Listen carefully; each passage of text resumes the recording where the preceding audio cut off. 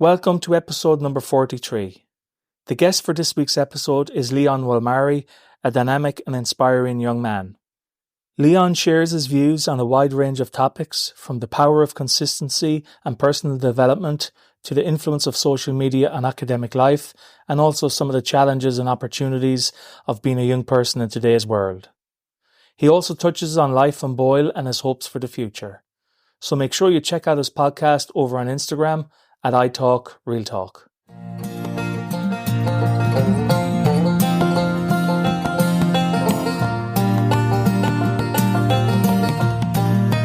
So Leon, very, very welcome to the Voice of Boyle. Finally, after I think it's over a year. Around that, around a year. We got you on and we're recording it now. Finally, I'm actually so glad that you've had me on here. Honestly, it's crazy to think that we're here right now, because back then I thought oh, you're probably not gonna get me on the podcast or anything like that. But I'm really grateful, essentially. Yeah, let me not yap on too much. Yeah. So we're going to talk about a few different topics, mainly podcast and fitness health, because you yourself, which we'll get into it, have your own podcast, video podcast, and we're gonna get into all that.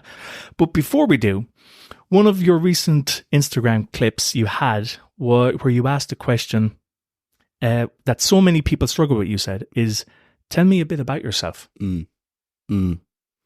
That's a very interesting question that I feel not many young people are able to answer when it comes to an interview, for example. Take for example, so one of my college friends, right? He wanted to call me and basically ask me to help him practice for for an interview, right? So I basically got some questions off of Google and then decided to pretend to be the interviewer, and then he's the one that's looking to apply for the position. And some of the most basic questions he was struggling with, and I'm sat there looking at him. It's take for example, it's your dream job that you're trying to apply for, or it's a position that you want to go for. If you're not able to present yourself in the best way forward, as in not necessarily someone who is fake or anything like that, but if you don't know yourself, if you don't know what you do on a daily basis, if you don't know what you're into, if you don't know what things bring you happiness or you enjoy doing, and someone asks you, tell me a bit about yourself, and you're sat there for 2 minutes thinking about yourself, it doesn't make any sense to me. So I thought bringing that point out in the podcast episode that I recorded is something that I think a lot of people during college or who are about to enter college, because ultimately one of the end goals after you finish college is obviously to go into the workspace, and you want to be as prepared as you can as you're leaving college, so that you're not filled with so much uncertainty or doubt when it comes to applying for any position, because you've prepared enough, you've learned a lot about yourself by journaling, by reflecting on yourself, by trying new things, so you have a great sense of self essentially. And that's one thing I aim to push to people, is to build your sense of self and just enjoy yourself, really. Yeah. So so your parents are from Kenya? Yes, Kenya. Okay. Yeah. So they moved to Ireland. Yeah. Were you born in Kenya? So originally, for the first 10 years of my life, I lived in Kenya.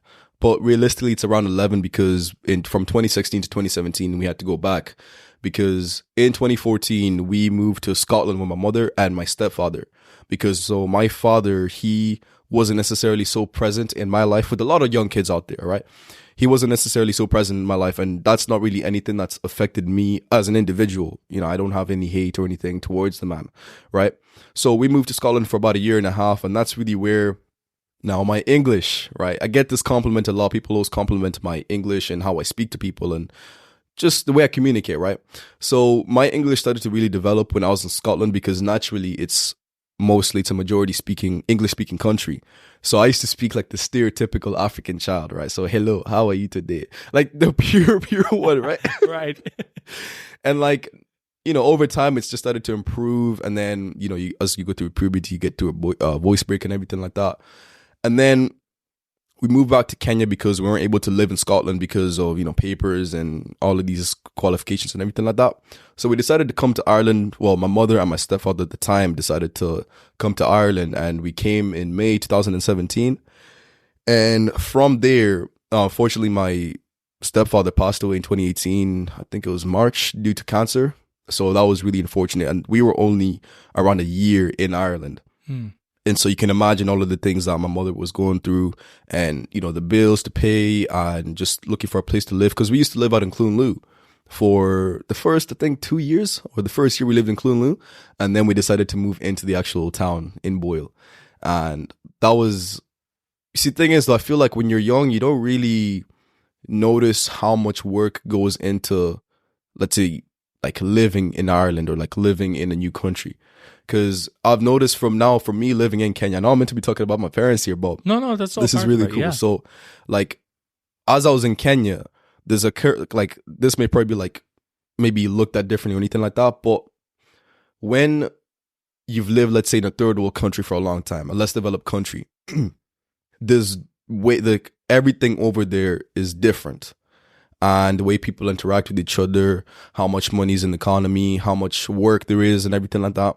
And then you come to a country like Ireland, or people go to countries like England or other European countries, or even America and Australia. Those are getting really, really big, like in terms of people going to those countries from developing countries, right? A lot of people don't tend to realize, like, for people who aren't like natives of the country, how hard it is to actually get your feet going in a new setting. All right, because first of all, you have to learn about all the taxes. You have to learn about how to get work. There's so much paperwork involved and everything like that. And there's a certain idea that people who are still, let's say, for example, family, friends who are in, back home, for example, they'll think it's so easy to come over to these developed countries and do very, very well. Well, realistically, like, I've seen some people who worked great. So, from watching YouTube and stuff, there's been some people who've worked really, really high and prestigious jobs in, let's say, Africa or maybe in Asia or something, right? Or in India or whatever.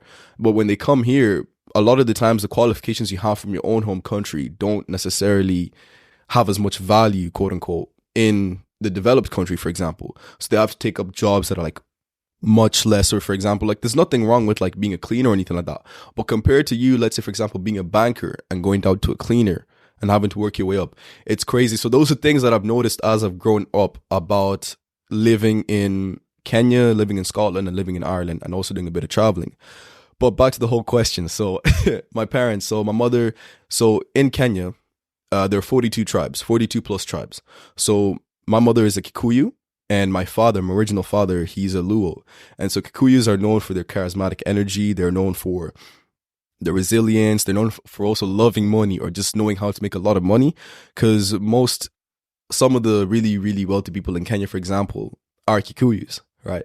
But the Luo side of things, from my father's side, they tend to be like really tall people, both men and women, tall, broad-shouldered, big, love their women, love their food. So it's safe to say, like, I've kind of got a bit of my mother and a bit of my father in me, and now it's just trying to mold something good out of that. Yeah. So So you moved to Scotland first. Yes. It's lucky you didn't get that accent, or no one would understand it. Just a wee bit. It's a very difficult accent. Yeah. Yeah. So you came to Ireland. You moved out to Clonlou. Yeah. Then I first remember meeting you. It was been at my niece's graduation at King House a couple of years ago. Yes. So you went to the school. You went to secondary school in Boyle. Yeah. And now you're in college. Yes. Right. Indeed. You're in Sligo. Yes, indeed. And yeah. what are you studying down there, Leon? So at the moment, I'm studying business, and I'm also doing a second course in level 5 digital marketing.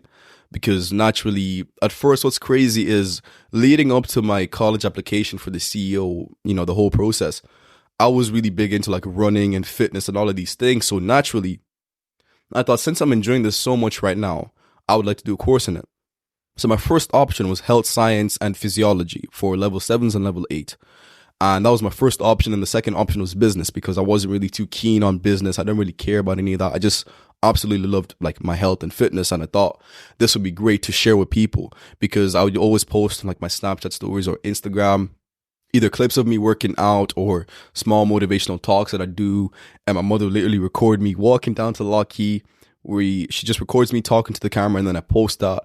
And I'd have a few people like, text me like, hey, this is really good. Can you help me out with this? Can you give tips for this and that? And that naturally started to kind of set the tone for kind of being a role model for people. All right. And crazily enough, that year, 2022, so towards leaving cert, I ran in All Irelands for 800 meters and all Connachts as well. And I was also student of the year. So that really set a really high tone for me as to what I should expect from myself going forward. As I go forward, Yeah. exactly. Right. So naturally business, this happened over when I was in Kenya over that summer. So naturally I started leaning more towards business because first of all, I like money. I won't say I love money, but I like money. I like how businesses work because naturally, if you think about it, like every single thing in this room right now was a product that someone in your family thought was worth, spending their hard earned money on. And there's a certain like psychology and, way of thinking and so many different processes. And the fact that people are at the core of every single business, and I feel like I'm a really big people's person, I said, okay, let's give this business course a try, and let's see how digital marketing goes as of only last year, September. Okay. So trying to mix and match the two of them. Yeah. Yeah, absolutely. So do you find that social media to be more of a help or a hindrance when it comes to your academic life? Because obviously you grew up with social media. Yeah. You're of the generation that, unlike me, where I knew life before Facebook and TikTok and all these came around, but has it affected you, or do you think maybe you wouldn't have a frame of reference? But I suppose from an academic point of view, do you think social media helps or hinders progression in that respect? I'd say it both helps and hinders. Now I'm going to start off the answer to this question with the negative part first. How does it hinder you as a student or as an individual studying something? So an interesting fact that I learned through marketing is the average attention for a human at the moment is 8 seconds. 8 seconds to capture your attention. 8 seconds is what the attention span is, which is dangerously low. All right. And if you're in class, or if I'm in class, I see students, I'm part of the students scrolling through TikTok in class, focusing during your lessons. You're literally just doom scrolling. Like there's nothing beneficial that you're looking into. And because of all of if you go into like the scientific terms, the dopamine raises, you just end up crashing down and feeling so tired so quick during the day. You don't focus on your classes or anything like that. And then naturally that follows you into your night. You don't feel like doing anything. You just feel like watching TV and being absolutely lazy. Right. But the good part is like with AI, for example, so ChatGPT. So basically it can help a lot with your college work, or social media is good for content because there's so much content out there that's actually very helpful. Those are really the main points that I would say for that question. It is bad because it makes you not focus. It decreases your attention span and makes you very, very tired very, very quickly, and you're more prone to becoming lazy. Whereas it's good because there's so much information out there to consume. There's so many people who have done the course, or there's so much advice out there that you can take that in and kind of use it to your advantage. So that's what I would say the benefits are for social media students. And have you noticed any significant shifts in how students communicate and interact with each other due to the prevalence of social media? Big time. Yeah. Big time. So Big time. Like, you even see it sometimes. If you see a group of students and they're sitting down, they're all on their phones. So they're talking to someone else that's not there. And when then that person that they're meant to be talking to isn't there, they're now texting them. So why not talk to them in face? It's ironic how that happens. It's really ironic. Like, and the thing is, people take offense if you're on your phone and you're in a group. Like so don't get me wrong, like we all scroll when we're with people. Of course we're going to do it, right? It's a natural inclination now. But it's more about being in the moment and enjoying the present, whether it's boring, whether it's fun, whether there's nothing really cool happening. Like there's no need to be on your phones all the time. Everyone, if you were to ask someone right now, oh, let's say someone tells you an interesting fact, right? They're like, oh, no. You're like, where did you find that? They're like, oh, TikTok. Like TikTok is literally a new form of education, but I just think people have kind of become a little bit more antisocial in a way. And there's a lack of connectivity with people.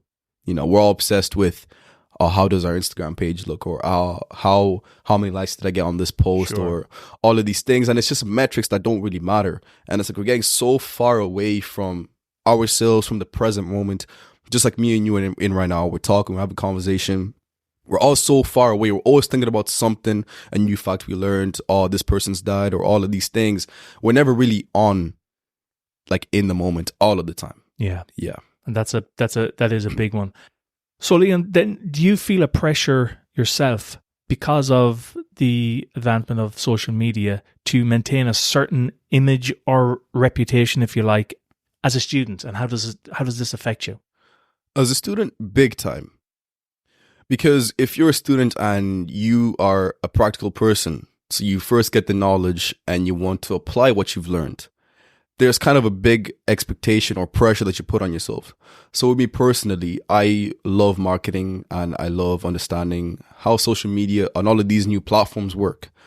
And I would like to get a piece of that as well. So naturally, I work on my content, I work on my knowledge and see how can I apply it here and there. And if it doesn't go as you expect it to, if it doesn't go very well or you don't get enough views or anything like that, you feel like your work isn't good enough. You feel this isn't good enough. Am I even learning enough in college?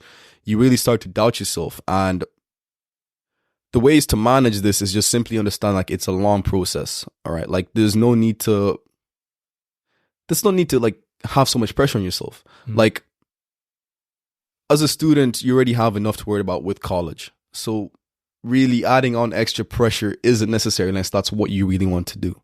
Yeah, that's what I say. And of course, then a natural progression from that is considering the potential for cyberbullying and online negativity. How do you navigate the social media landscape for your own mental well-being in that respect? You know, that's obviously a big thing. And it's certainly a big thing, again, with your generation that has grown up with this. Back in my day, if someone was bullied in school for whatever reason, it was in the schoolyard, you could come home. You mightn't like going into school the next day. But nowadays, you're coming home, students are coming home, or kids are coming home, and they have to go through that mental turmoil at home, unless they just don't go online. So is that that's obviously, because I'd like to get a perspective from a young person's view on this, because, you know, it's such a big talking point these days, like the cyberbullying. And what's your views on that? Personally, I feel there's no need for kids to be mean to other kids. Like, it's just wrong, right? And the fact that, like you just said, they come back home and there's someone online bullying them in some shape or form. As a kid, you don't know how to verbally defend yourself either. You don't know how to understand what's happening to you, because it'll happen to you and you'll cry about it, or it's kind of happened to me, but not like as a big extent, because I've learned how to develop tough skin towards these things.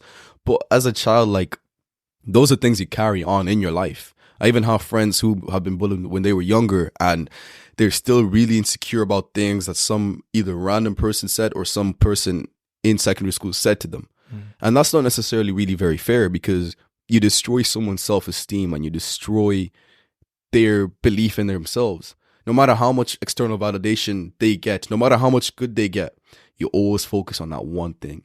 If I was to be, I would honestly say that there should be some sort of charge given to, like, some sort of like punishment, or not extreme punishment, but some sort of like disciplinary measure for the young individuals who do these things, because it's absolutely not right.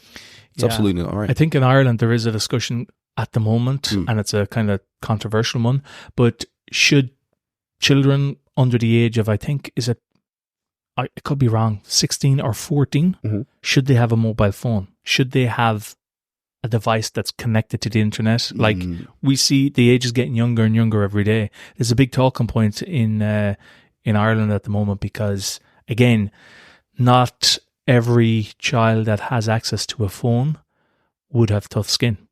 And this is where we go down. So there's a debate going on, and I think there might be some legislation where you need some sort of ID, which I'm personally not a fan of, some digital ID system to maybe have a social media account. I see the advantages, of course, like we were talking about, and I also see the negativity with that, because it comes at a price. But I do think, like you said, cyberbullying especially, there has to be some disciplinary action taken, or some way of doing it. How, I don't know. But I was just interested to get a perspective from a younger generation. So moving on, podcasting, which is how we actually ended up connecting in the first place. Can you explain what your podcast, I Talk Real Talk, is about, and why did you decide to start a podcast in the first place? Why did I decide to start a podcast? I Talk Real Talk, funnily enough, I was just in this phase of kind of thinking of creative names for a podcast. There's a few, I can't necessarily like remember them now. Like, once I was thinking like, okay, I'm talking. What do I talk about? I talk about business. I talk about this. I talk about that, right? Okay, is it real? Is it that? Like, the name just came out of nowhere, and once it clicked, It even has like the idea for a slogan, like we're in the real world. And what do we do in the real world? We talk real talk. Like it has everything that I would like for a podcast. So I just said, you know what? I'm going to stick with this right now. And what I'm aiming to talk about is, the thing is, I kind of came to this realization that it's not necessarily for every single young person, because I'm more aiming to talk to young individuals who are looking to take their sense of self, like how they feel about themselves, teaching them how to accept themselves as they are, how to make plans for their future, and how to, I guess, read into more and more things, because you need to become more knowledgeable to become more respected. Like, knowledge is literally power. If you're not necessarily educated, but learned at least, the more learned you are, I feel, the less barriers you'll have as you grow up. So I talk a lot about journaling is very important. Let's say, even for example, we were talking about this early on, recording yourself talking to yourself. People may think this is absolutely absurd, but to me, it helps you get perspective, because you're going to be very honest with yourself. You wouldn't be very honest with a therapist. You wouldn't be very, very honest with your parents. You wouldn't be very honest with your best friends. The only person you'd really be honest to is yourself. And if you're religious, obviously, I'm religious, so I would say God. So you can use that sort of information to kind of guide you as you live through your months. So if I record a video, let's say today, and I'm not doing very, very well, 2 months from now, because I have the understanding, do things get better as time goes on? 2 months later, things are great. I'm like, oh man, time actually passed. This is good. So what that teaches you is, tough times are going to come. How can I handle them better? You know, how can I, when it comes to work or whatever, how can I position myself to employers the best way possible so I can be able to not struggle as much when I'm looking for work? So maybe it's getting qualifications, maybe it's reading more books, maybe it's getting involved in certain activities or certain events. You spread, as a young person, you spread your chances even, and eventually one in like some shape or form, because the more you learn, the more you read, and the more you know yourself, you start to see things differently on a day-to-day basis. Like, you'll start to see, like, for example, let's say opportunities or areas for solving a problem slowly as you go on through your week, as you go on through a year. Then if you travel, you may see things working well in another country, and then you come back to Ireland, you're like, there's a problem here, but there's no one solving it. If you didn't know about whatever it is that you want to do, obviously it's different between every single individual. If you didn't know what you wanted to, make, or if you didn't learn what, the subject that you're doing, like if you don't go into depth about these things, you can't see the daily problems. You can't see the daily things that people need help with. So what I talk about is teaching people how to become more valuable, first of all, for themselves, and naturally do the inner work, do the research, put in the effort. And in some shape or form in the future, you'll see the fruits come about. Yeah. And what challenges have you faced in the podcasting world? Especially because, unlike this Voices of Boyle, which is audio only, you do a video podcast, and you sometimes have guests on it, of course, and you do a lot of monologues as well yourself. Yeah. So are there any challenges with maybe doing a video podcast that you've had to overcome? I mean, as we said, talking to a camera initially can be a very daunting task. Yeah. It's a very, video podcasts are very hard to do. Naturally, when you're talking to a camera, like we're in audio right now, the whole setup is set up and we're just looking at each other. There's no thinking. You have to look into the camera and address the person directly.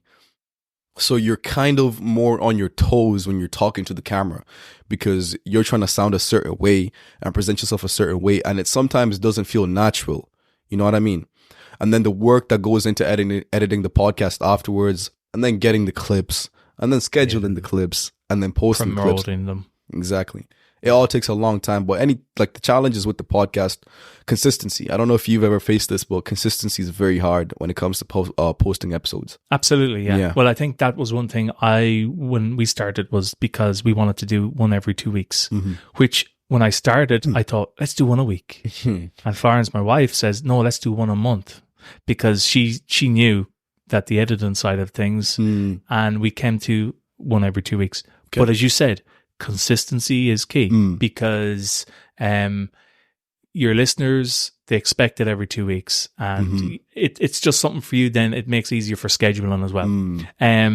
So any advice then for someone like yourself young person, student that would like to get into podcasting, what advice would you be able to give them if they wanted to start something similar? The advice I would give to someone who's starting out on a podcast, don't forget that I am also new to this as well. That I don't know like a ton much more than you. Simply, if you have something that you really enjoy talking about or learning about, you can talk about that to people, because there's always going to be people somewhere out there, because it's an international business. It's an international platform. Anyone can find your content. You just have to market it correctly. So have your ideas and simply jot down ideas as you go along your day or your month, and see if the ideas you've jotted down are really good. And if you think they're really good, put them into more detail and simply just record your first episode on your own, on your phone, in your voice memos or something like that. Just simply record. And then ask a friend if they like it or not, if they think that, it's interesting enough. And if so, just simply now start planning yourself. Like, plan how many times a week you'll post, or how many times a month you'll post. What platforms will you be active on? What's your goal? Are you just making this something that you want to do as a hobby, or would you like to take this serious to the point you can monetize it? Because there's different avenues you can take with this. You can start getting affiliate marketing. If you're thinking really big with what you're trying to start, there's different avenues to create money. Affiliate marketing, marketing products for businesses, creating your own personal brand and selling merchandise with it, or books with it, or anything like that. There's different ways, but all depends on you as an individual. Not everybody's needs or wants are the same. That's the advice I'll give. Exactly. Yeah, that's good advice. And do you ever struggle then with topics to cover, Leon, or do you ever kind of say, what am I going to talk about today? Because that must be, especially when you're pretty frequent with your stuff. I don't know what your schedule is, but there's you have a lot more content, kind of even the clips you put out on Instagram. So I'm always thinking, do you have some sort of system, or maybe you write topics down and come back to them and explore them later? I would presume struggling for topics is something that all podcasters would struggle with. Yeah. So how I would answer that question is yes and no. I do have a system. So I tell myself on the weekends, or sometimes during the week, not at the moment because I have college back on, but during the weekends, I just want to record at least one episode, because I know that I can take the time the next week to think of a new episode to record. Realistically, I have over like 50 ideas in one of my books, or on my phone and my books combined. I already have the episodes set. It's just simply finding the time to record them and then edit them and all of that. My system is simply, if I have the time, but I need to do this by this time, that's my goal. Okay. I don't bog myself down and, I just missed my deadline, or I just missed recording today. No. It's a learning and a growing process. And if you put too much pressure on yourself, you'll start to fall out of love with what you once fell in love with doing. Yeah. Yeah. That's good. Well, I'd put obviously a link to your podcast in the note that goes with this, of course, so people can find you there. You told me about a boxing match, an upcoming boxing match, which plays into the whole, fitness, because you're big into your fitness, as you said. So tell us a bit about the upcoming boxing match. Is that to do with the Boyle Celtic? And not at all. No, completely different. It's completely different. Okay, yeah, because there is something coming up. Really? In May. That's just been announced between Boyle Celtic and Boyle GA. They're trying to do a kind of like a fundraiser. Okay. And I thought when you said you have an upcoming box match that you're going to be training for, I was like, maybe something to do with that. But no, tell us more. That's interesting. I'll have to look into that. Definitely. But so the boxing match, it's basically based in Dublin at the Bluebell Arena or area. And it's on the 30th of March. And basically the team or the organization who organized it is called CIE. So Created an Era. And I'm a part of that organization, and it's only a very small organization. But what we aim as the organization is to essentially promote Irish businesses, people who are doing very well, and just essentially shedding light or attention on individuals who are doing well for themselves, and to kind of inspire and motivate people in Ireland. At the same time, sharing entertaining news and all of that type of stuff. And the founder, his name is Mick, and me and him, we became friends last year. And I was introduced to him by one of my other friends called Jeremiah. And we essentially started talking, me and Mick, and he didn't know how to podcast. So he brought me onto the team to be the leader of the podcast. And we were meant to start it last year, but this year is when we're really looking to start really making something happen. So he started boxing in England and training for it. He had a fight. Unfortunately, he lost, but he did very, very well for himself. And it was a really cool thing to do. And he's been planning, so the CIE group has been planning this boxing match, and basically all the proceedings are going to Shannon's Hope Plan, which is a charity for mental health in Dublin, if I'm not wrong. Mental health, so all of the proceedings are going to the mental health, and the charity is just to like raise awareness on mental health and the, you know, suicide and all of these really negative things. So it's all for a good cause, and the person I'm fighting is Leo CJ, I'm pretty sure. Yeah. All right. Interesting. I think it's a Dublin fellow or something like that. And have you ever boxed before? No. No. Well, once. But Not in a ring. Not in a ring, exactly. Okay. Yeah. And so you're also big into your fitness. You said you've done a lot of running in school. Is that something that you continue to do? Or do you train more gym work or core work or? I was really big into running, but when college started, and this is something that anyone who's looking to get into college is the nights out. They're very, very nice. You know, you go for a few pints with your friends. Yeah. You know how it is. There's no running the next day. Exactly. There's no running. There's no gym. There's no nothing. Right. So I got into the habit of that very, very quickly, and I enjoyed every single second of it. But my health, in terms of my fitness levels, really, really decreased. But I wouldn't always slack off all the time. I'd always go to the gym at least once a week, twice a week. I'll try to go as much as I could whenever I could, just to at least keep the strength and the physique and everything all there. But at the moment, since I have the up and coming boxing match, honestly, I went for a run today and just getting the fitness back up, getting the motivation back there and everything, and just using that drive to get me back on. But gym fell out of love with the gym because it gets too repetitive after a while. So it's hard to juggle both, but also I think when you're younger and you do go out with a few pints, I think you get away with it a lot better than someone my age, believe you me. So you can have that kind of buffer zone where it's not going to affect you as much. But of course, if you're doing it regularly and you're trying to train, negative effects are going to come in there for sure. Of course. Business and marketing then. Yes. Would you ever consider starting a business yourself? And if so, what kind? Like what ticks the boxes for you as a business? Funnily enough, I love business. Like if it was a person, I would give it the biggest hug I ever could. Right. Yes, I would start a business, first of all, because I feel like I have qualities built for it and I'm still developing them. Secondly, I also started golf, actually. I started playing golf, yeah. Okay. Yeah. Where from? I don't know. Because my friend introduced me to it. And then I actually got paid lessons yesterday. And it's a professional golfer who trains you. You're taking it that seriously. Okay. Yes. Right. And you know what? Yeah. Yesterday, at first, my form wasn't good until he corrected me. And my three friends at the back, and one of them was talking mad. He was just trash talking me, basically, right? Yeah. And then, you know, as friends, it's a joking way.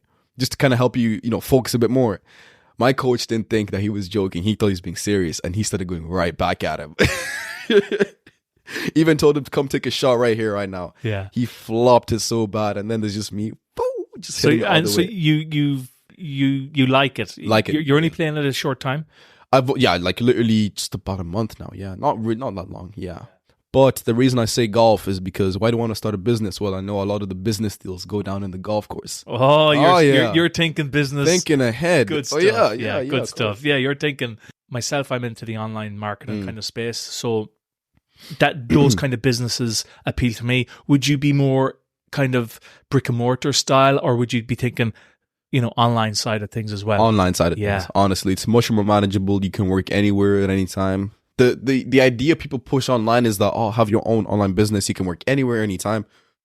It's true because you have that freedom. That doesn't mean the stress leaves you alone. You still have that stress on you. But for me, a business I would make would have to include marketing, would have to include consulting, and it would have to include like brand management or something like that. How to build a brand, how to establish your name, and how to bring value to people online anywhere you want. That's a business that I would essentially go into. Obviously there'd be some private ones, but we don't talk about the private ones. But sure. Because I suppose one negative side of running an online business, I think, would be that you can never escape it in a way. If it's online, you can have, maybe you're always looking up things on your phone, to an extent. Brick and mortar business, you close the door at 6:00 in the evening. that's done until 8 in the morning or whatever. So there can be that kind of, and it doesn't suit everyone. No more than an online, because I mean, with an online business, there comes a kind of a certain level of tech savviness that you need to have. Yeah. Not at all, but you need to certainly know the basics. So it puts a lot of people off, even though I think personally they would make very good online business people. But because they have something, maybe a disconnect with the tech side of things, they don't go there at all.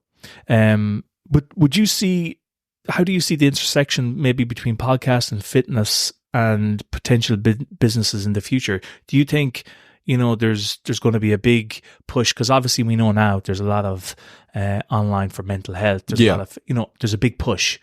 People are doing ice baths all the time. So do you think there's going to be a big surge in businesses more so going forward, or do you think it's going to plateau and kind of even itself out? I would say there'll be a kind of big surge. Now, if we're to take a look at, it's either the e-commerce industry or the e-commerce industry or the dropshipping industry. In America, it's $1 trillion industry. It's huge. And there's still potential for anybody to get a piece of that. Yes. It's the same thing in Europe. I think Europe is only in the billions though. There is a lot of potential because, first of all, with all of these e-commerce sites and all of these e-commerce business, if we're talking specifically about business, is we all have the idea of the store. We make sales, we make ads, it makes us money. Cool. But to run the shop, there's subscriptions on website payments, on affiliate links, and there's all of these other hidden costs for the business. And within those hidden costs, our business is running those hidden costs. The more money you make as a business, and the more you pay in subscriptions, now those people who are making those subscription sites and everything, they make money. There's always going to be interlinks, I feel, between all business. There's money to be made at every single level. You just have to be smart and capable of like seeing all of these opportunities. Because the conversation I had this morning with my friend Anik, right? He's really, really big into e-commerce. He's had a few of his own businesses set up and everything. Did well for himself. But he was saying that would be the next one. He said it's called SAS, and I forget the exact meaning. Service. Well, something. It's SaaS would be software as a service. That's it. That's the one. Yeah. That's the one. Okay. He's saying that's going to really, really grow over the next few years. Here's what he thinks. That is big at the moment, and it is going to get bigger for sure. Jeez. Yeah, it really is. So he's kind of trying to tap into that. Yeah, trying to tap into that space. And in look, another kind of question is, when you're in, we all know that the attention that people in an attention economy where people are, how do you ensure, like, for example, your podcast stands out? Because as you know, people are scrolling on TikTok and they want something quick. It's like 5-6 seconds. It must be hard because unlike this podcast, it's for Boyle. But in yours, where you can reach out and you can help people, Australia, everywhere. How do you think being able to stand out so maybe they stop and go, oh, I'm going to press play and listen to this? Is there something that you think? Okay. First thing I would say is, as of recently, I've noticed that my episodes don't necessarily get as much views. And that could be to a few reasons. First of all is the hooks on the short videos I post onto Instagram and TikTok. Sometimes also depends on the quality of the message. And these things take time to improve and work on, especially the editing side of things. A hook is basically a 3-second clip or 3-second moment at the beginning of a video that has to capture the viewer, the attention of the viewer. If that does not get them, they scroll immediately past. And that's not your fault. It's not anybody's fault. Whoever's got their own thing and they're doing that, it's not your fault at all. But what I would definitely say helps is consistently posting, because that will start to increase your impressions and your reach.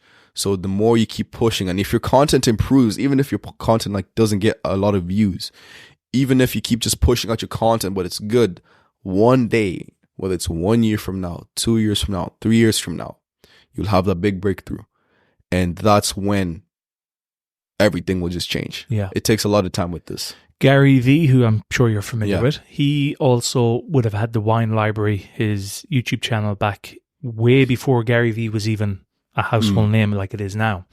And he said, and there's videos of him posting, he'd post a video talking about a certain wine. It was a family business. And he did this for years, every day, a video every day. Wow. It might be 2 minutes, might be 5 minutes, it could be half an hour. Jeez. But he did this every day. And he got to the stage where obviously then Gary Vee, as maybe an influencer or maybe a public speaker, someone who motivates people, he came to the limelight. And he always says, you see me now, but you don't see all them years of me struggling. Like 5-6 people watching his videos on YouTube. Now they have a lot more views, of course. Oh, yeah. He's making this a ching. Yeah. But back then, he says people are just kind of, they see the destination, but they don't see the journey. And I think that's so important. So as you were saying, with consistency, it's so important that you stick to something, especially when you're trying to reach a wide audience. Oh, yeah. You have to be consistent, because I always say, consistency beats talent when talent isn't consistent. And I think that's such a true saying. That's powerful. That's powerful. So so you've also mentioned you've read a couple of books lately on maybe kind of money and power, and one of these was 48 Laws of Power. 48 Laws of Power. Now, I'm familiar with the author Robert Greene. He has a couple of books. One of them I also know is called Mastery. But Robert Greene has influenced your perspective on money and power. Yeah. Can you maybe elaborate in a way on of course. what that means? So I've just remembered what I was going to tell you before, and that was the fact that with the consistency part, you have to have the end in mind. You can't go where you can't see. Simple as, yeah. But how the book 40 Laws of Power is kind of opened my mind seeing how money and power work is he explains how the world is kind of like a stage and everyone is an actor. And some actors are better than others. It's actually that good of a book that it's banned in some prisons around the world. Some prisons? Yeah. Prisons. Interesting. Right. That is serious. Like, it's banned in prisons because it's so, in a way, it's manipulative and it's very psychological. And not everybody's able to comprehend such a level of detail within the things he talks about. Like, you have, as you're listening to the audiobook, I listen to the audiobook and sometimes follow with the book. You have to imagine these situations as if you're in the situations, especially since we're in the whole business realm. That's where we want to go. You have to understand how to read your competitors in person. You have to understand how to play certain tactics. You have to know how to come up on top and not seem like you're the bad guy. Like, there's so many different things you learn about it. And money and power, they're kind of related in the way that money will bring you power and power can also bring you money. And the thing is, a lot of people, I would say, we tend to let power, if we have a lot of money, we tend to feel like we're very powerful. And as a result, if you can't control your emotions and control your arrogance or pride, that can be your downfall. Like, it's like the saying, pride comes before a downfall. So it's really cool because it's kind of helped me see on my day-to-day basis, right? How can I be able to push myself in this area? How can I be able to apply what I've learned in this right here? Because if you read books and you consume all of these things and you don't actually apply them, it's just wasted knowledge. So by you applying what you learn from knowledge to wisdom, and wisdom is simply applied knowledge. So honestly, it's a really good read. Yeah. It really helps you realize like how powerful you can become. So it's an interesting point you made there about it being banned in prisons, because I do know the author of that book, Robert Greene, is a big fan of Stoicism. Oh, yeah, because he's very good friends with Ryan Holiday. Is he actually? Yeah, you know Ryan Holiday? Yeah, of course I do. Yeah. So he's a very good friend of Ryan Holiday's. Oh. And a lot of people, I remember reading some articles, were speaking about the fact that Robert Greene in 48 Laws of Power uses very deceptive and manipulative techniques. Mm-hmm. So I presume you would probably agree with that sentiment then. Oh, yeah. Some things he was talking about. He even talked about like how to make a cult in that in the part of the book. Right. How to do it, how to play to people's fantasies, how to do they're bad versus we're good. He even brought religion into this. It was actually crazy. And some of the things that were being talked about in the book, I was like, I could never do that, because some of the like stories and things, they step a line, and that's when you realize that can't work today. No, and obviously then maybe being banned in prisons, like you said, things could get out of control. So as a student then, Leon, how do you foresee developing financial literacy and personal development going into the future? Maybe, you know, because you're obviously very astute. You got your head screwed on. Mhm. You're thinking of business. You're thinking of, you know, entrepreneurship. You know, how do you see this playing out in, you know, the next In the 10, long 15 run? years? Yeah. To be honest with you, I've kind of stopped and come to the realization through journaling and everything is that not everything always goes as planned. Things happen, you know, all of these things happen to you as a person, and you don't necessarily doubt what can be, but trust what you're doing one day. It's like the whole compounding effect when it comes to business and investing. Small actions over time produce big results. All right. But yeah, so many of us take it for granted. And how I see this playing out, honestly, one day I just hope that my podcast and the influence that I'll have will actually be of great benefit to people who are one day in my position. Because take, for example, even if my podcast doesn't work out, I won't be heard about it. I'll have tried what I wanted to do for so long, and I learned so much through that I can then transfer into another skill or into another asset that I can use, and that might be the one. Exactly. It's always simply a learning process, and that's something I feel people get very scared of, is what will my future look like? You don't have to know what your future will look like. You just have to determine what actions you want to keep on doing now. And eventually you'll wake up one day out of your day-to-day maneuvering and you'll be like, whoa, I'm actually here right now. Yeah. You know? Let's embrace that. And let's embrace that. Yeah, because I think there's a lot of pressure placed on younger people to, you know, have things figured out. Have things figured out by the age of 18. You can't. It's not possible. No, it's not possible. And very few people end up doing something, I believe, maybe it's changing now, but that they truly are passionate about or are happy with. At age 18. Yeah. They found something that they're passionate about at age 18. Maybe, or even 21, and they go on and fulfill that career that they say, yeah, this is for me. Yeah, there are plenty of people like that. But I think there's too much of a pressurized environment to make people think you have to have things figured out. You know? Yeah. You couldn't have said that any better. Honestly, couldn't have said that any better. Like, there's some people who will have it figured out, but that doesn't mean that you have it figured out.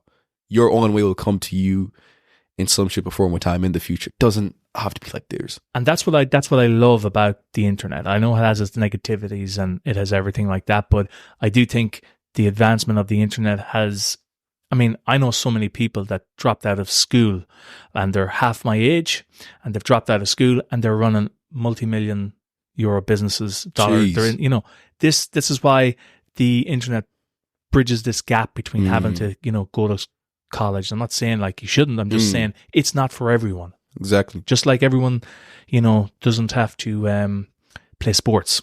They mightn't be sporty.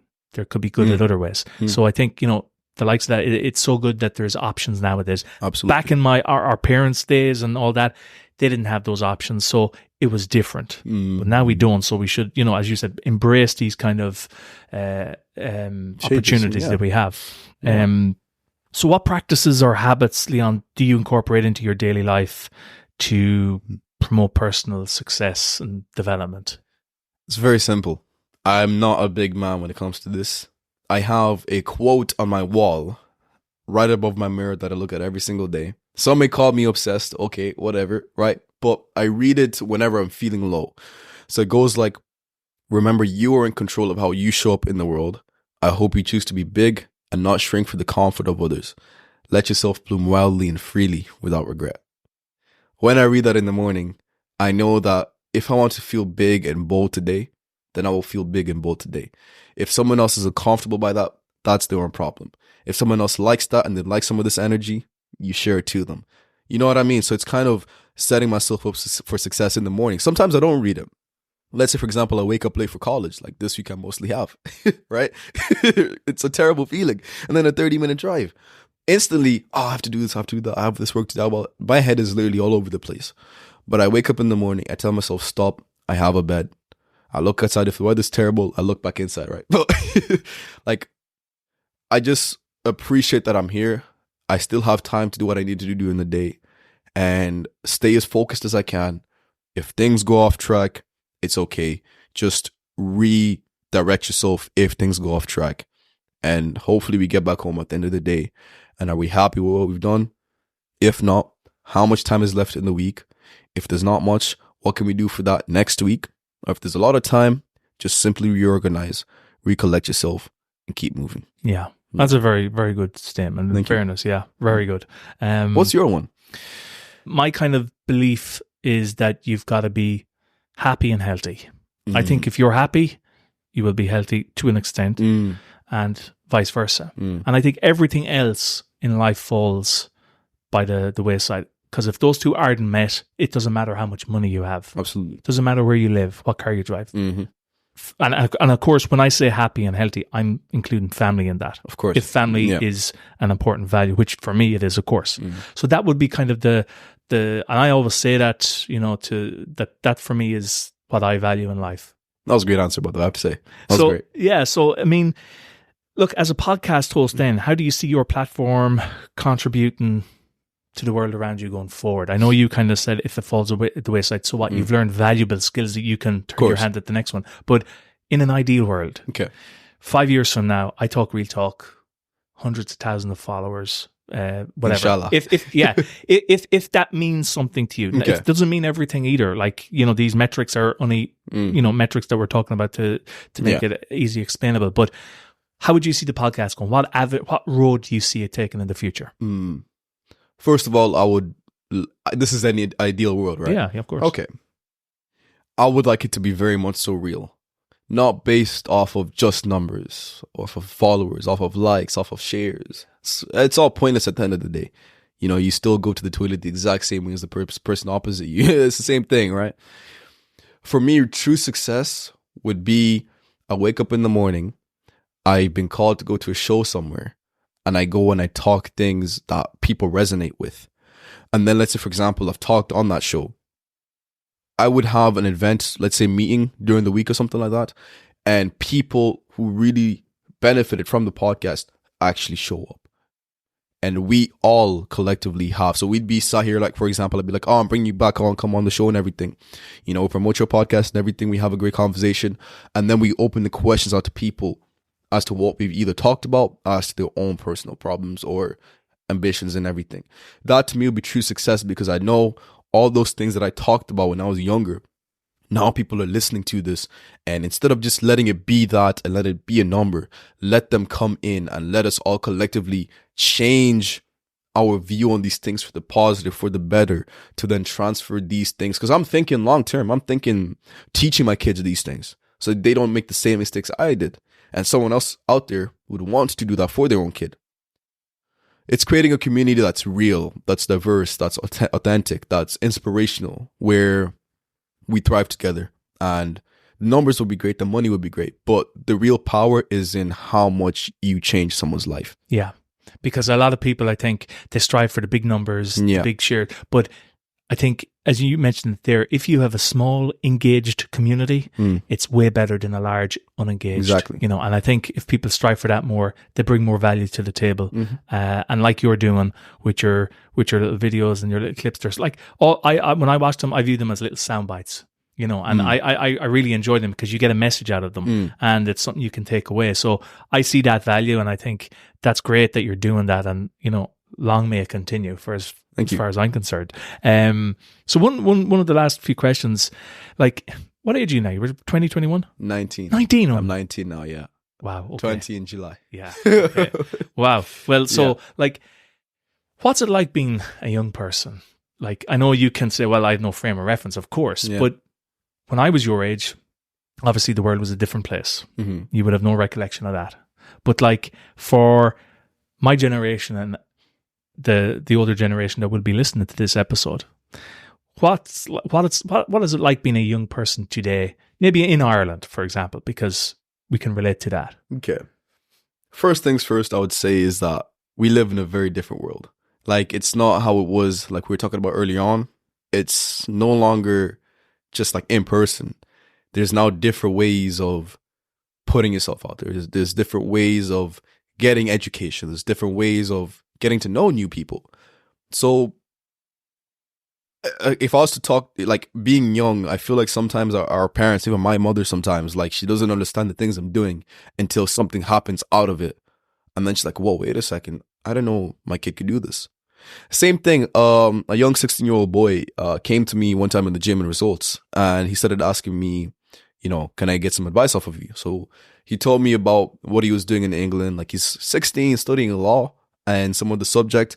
And he was telling me he didn't like how his parents just really wanted to push that on him, either to become a doctor or some traditional job.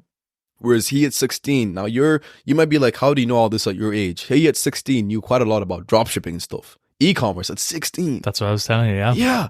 And it's like, he didn't really feel like he really wanted to pursue that and start making money at that age, because obviously comparing yourself to other kids and everything online, it's not good. But his parents don't understand that we're now in a place where there's different ways of living.